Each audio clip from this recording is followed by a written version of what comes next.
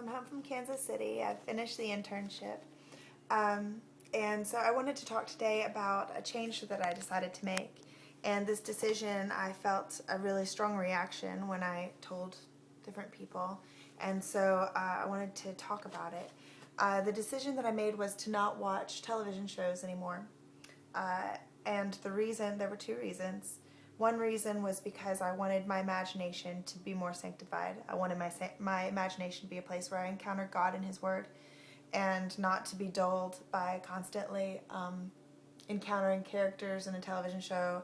And also because the second reason was because at the judgment seat I wanted those hours that I would have been investing in watching television, I didn't want to have to give an account for those to God, because it really ends up being many hours with a long series of television shows, and there's always a new television show coming out. And so so that was my decision, and it had a very strong reaction. And so I wanted to talk about our desire and why we love television and movies. And so I'm going to speak out of a teaching by Stephen Venable. He's one of my favorite teachers that I have. He's amazing. This class is called The Mystical Life of Communion. And hopefully, I hope to do it online soon. So I'm going to read you a quote by Thomas Dubay. You and I, each one of us without exception, can be defined as an aching need for the infinite. Some people realize this, some do not. But even the latter illustrate this inner ache when, not having God deeply, they incessantly spill themselves out into excitements and experiences, licit or illicit. They are trying to fill their inner emptiness, but they never succeed, which is why the search is incessant. Though worldly pleasure seeking never fulfills and satisfies in a continuing way, it may tend momentarily to distract and to dull the profound pain of the inner void. If these people allow themselves a moment of reflective silence, which they seldom do, they notice a still small voice whispering, "Is this all there is?" They begin to sense a thirst to love with abandon, without limit, without end, without lingering aftertaste of bitterness. Then Stephen Venable says, there is a fundamental desire for communion with the infinite God that absolutely nothing else can slake. To those who love God, this is glorious. Yet to those who hate Him, the truth is profoundly offensive. For no matter how violently one may try to assert their independence and autonomy, they can never purge from their soul the implicit need for God in order to be complete. He talks about our desire for different pleasures, desire for love, to love. We long to be consumed and absorbed in the pleasure of receiving and giving our love to one far greater than ourselves. For beauty or fascination, we crave fascination with piercing, unending beauty that so thrills and marvels our senses that we are overwhelmed. And for context and significance or greatness, we yearn to be an integral part of an adventure of grand and epic proportions in which we give ourselves fully and unreservedly to a noble cause. So we're a living paradox, and Stephen Venable talks about this too. He says, our glory and our agony is that we exist as a living paradox. We are finite, and the created universe around us is also limited, and yet we have an inescapable need to directly touch the unending wellspring of life. Okay.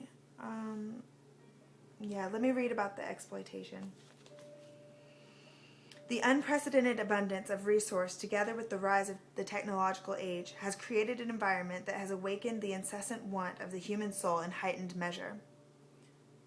Though particularities can never satisfy, regardless of quantity, the masses do not perceive this, and in groping blindness continue to constantly demand increasing stimuli. More has become the motto of a restless and discontent generation. Feasting on such abundance, the average American is steadily becoming more difficult to pacify. On and on it goes, and yet no one stops to consider the insanity inherent to the endless pursuit of more. And it talks about how in our society, like, everything has become faster, bigger, brighter, new restaurants, bigger portions, new cell phones with more features, televisions with a clearer picture. I think they're going now to make television, they're developing something where, like in Star Wars, I don't know everyone's seen Star Wars, hopefully, but where they see, the princess, she comes up and it's like a hologram where you can see her like she's in the room. I mean, that's how far it's having to go, because our imagination, our spirit is craving something real, to be connected to God in a real way. And it's possible. And to be connected to the infinite in a real way. And we're trying to grasp finite things to satisfy an infinite desire. And we're doing that in television. I mean, we want to be part of an epic adventure. We want to be connected to Lord of the Rings types of adventures and Star Wars types of adventures. We long to touch love. I mean, romantic comedies and romantic shows where it's talking about love and this romance, when the divine romance is available. And he really is the only one that can satisfy our desire for romance in that way. I mean, just for greatness. So many things that if we connect to God, if we take that time that we would invest in television and connect to the real living God and connect to the purpose that he has for us and the calling that he has on our life, we would be satisfied. I mean, we have the ability to be satisfied, and television does not give us that. It's not a real connection. It's just over and over and over again, we're exploited. The world and the industry knows that we have these desires, and the entertainment industry and technology and the world is exploiting those desires and just trying to feed our lust for more and more and more, when really what we're wanting is the infinite God. And so we're satisfying ourselves with lust that can't ever satisfy. So that's the reason this one change I decided to make was to cut out television and spend those hours connecting to the infinite God, because I recognize that I have this desire and that it can't be satisfied by anything else. And so rather than watching Dexter carry out justice, I want to partner with God and carry out justice in my prayer, or in going out and serving the widow or the orphan or the poor, and carrying out justice myself. And God, and crying out for God's justice, for the wrath of God, for his return.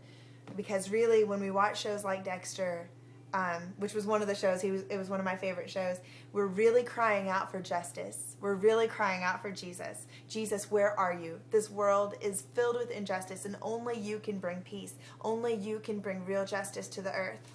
And when we pray, we're crying out for justice. Many times that's what I'm crying out for. God, this is not fair. In the different issues that people speak to me about or that I recognize in the world, and I say, this is not fair, it's not right.